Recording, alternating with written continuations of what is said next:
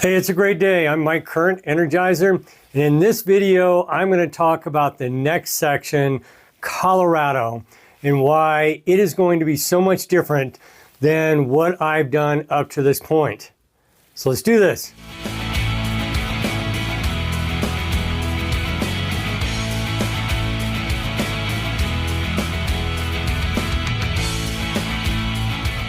So you'll have to forgive the attire. I'm on a 0 day today, and so one of the things I am doing is laundry. The place I'm staying at doesn't have laundry services, no washing machines, and neither does the town. So I'm doing thru-hiker laundry, which is essentially you take the trash can that comes in the hotel room, you put a plastic bag in it to make it waterproof, put all your laundry in it, put a pod in there, laundry pod, fill it up in the shower, and then, soak it, rinse, soak, just over several hours. And then you wring it out and eventually put on your wet clothes and walk around outside for a half hour while things dry. So that's what I'm doing, and that's why I've got my rain gear on right now. For this next section of trail going through Colorado, I've been talking about timing and how important it is up to this point. And it is so true. It is so true. If I want to do the red line, I want to do the official route, trying to get through on the official route in the higher elevations where the snow is, where it's more dangerous. It's all about timing and it's all about skills. Up to this point in New Mexico, yeah, sure, I had to worry a little bit about finding water, a little bit about navigation, that sort of thing, but it's primarily just walking. And that changes, when I leave Chama and I start heading up into the San Juans and pretty much all through Colorado. We'll see. We'll see how far I go before the conditions change. But because of the higher elevations, because of the snow and the threat of thunderstorms, this next section takes on a whole different kind of skill levels. And the people that are doing the red line are those that are currently in town right now. Again, it's about timing. And those that have left Chama probably in less than the last week. Everybody else, pretty much everybody else that has left Chama before that has taken one of the lower routes or has skipped forward or has flipped up and decided not to do Colorado at this time. But those here are saying, hey, now the conditions are ripe. We think we can make it through, and I think I'm going to be good. But it is going to take unique skills to do that. So some things I want to show you in this video so you can see how I'm preparing for it. So one of the things I have to worry about at the higher elevations in Colorado is first just staying warm so I don't suffer from hypothermia. So in addition to what I've been carrying, I've added to my kit a pullover. This is a Smart Wool pullover here, and it allows me to have an extra layer in case I need that. And with the Smart Wool, as compared to my puffy, even if this thing gets wet, it will help keep me warm. So I've added this. I've also added leggings. These are Asics running leggings that I have. Up to this point, the only pants I have is my rain pants. That's it. I've got shorts and nothing else. And so this is going to add an extra layer. I can either wear this underneath my shorts, but by themselves, or I can put it underneath my rain pants, use them as a wind pant, and have that extra base layer to keep me warm. So I've got those. Now to keep my feet dry, I'll be walking in snow a lot. The shoes are going to get wet.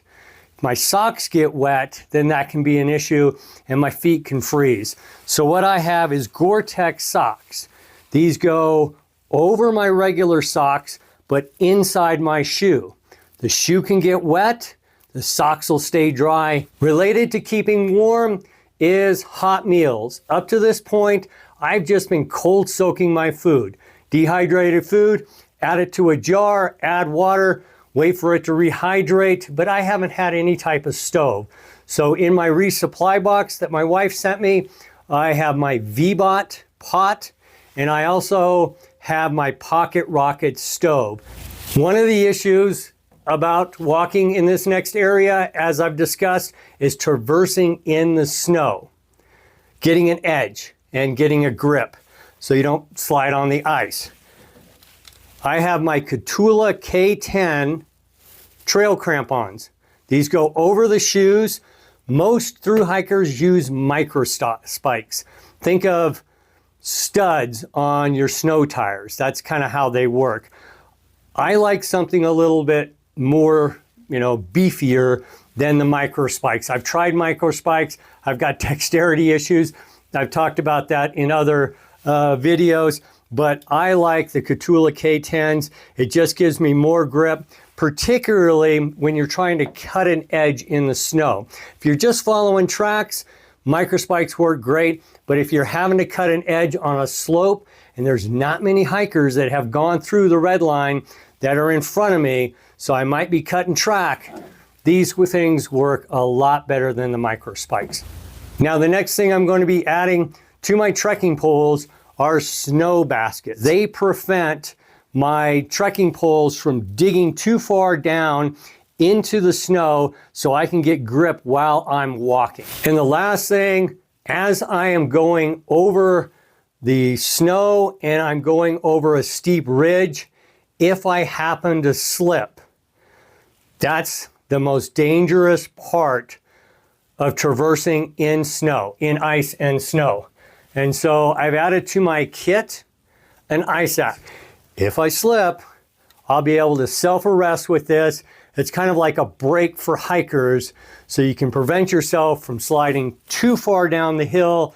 You can stop, you can get a grip, you can get back up instead of sliding down into the scree, into the rocks, into whatever's down below, and suffering serious injury or worse.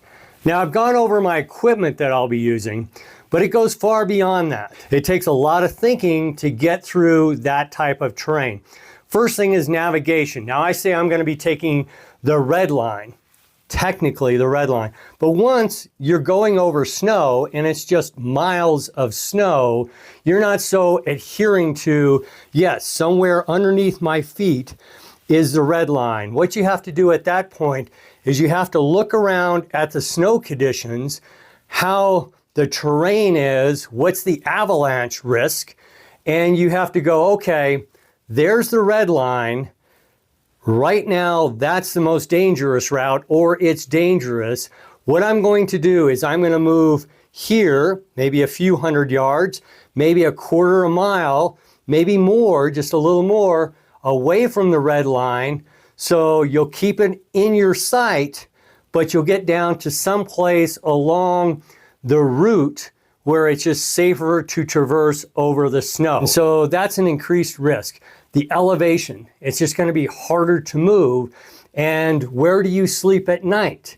You don't want to be sleeping way up high because of the lack of oxygen. So you get up to the higher elevations, maybe get a headache because of altitude sickness, maybe not.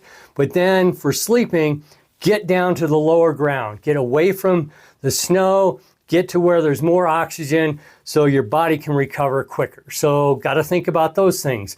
And then as I move forward, afternoon lightning storms, a serious concern in Colorado. So as I'm going through, I have to think, where am I? What elevation am I going to be? Is that an exposed ridge? Is that an exposed mountain? What time in the day will I be there? And if it's too far in the day and I see clouds, no, I need to stay put. And like I pointed out with my equipment, just hypothermia, trying to stay warm, trying to stay dry, all those things you have to factor into. As I said, New Mexico, it was great. I mean, it was just absolutely wonderful. But it was primarily just walking. The technical skill that it requires to get through Colorado, this is a whole new dynamic. It's going to be great. I'm going to have a great time going through it, but you will see all that within the videos, me trying to negotiate this whole new dynamic that will come out in the San Juans and further on in the Colorado Rockies. Yeah.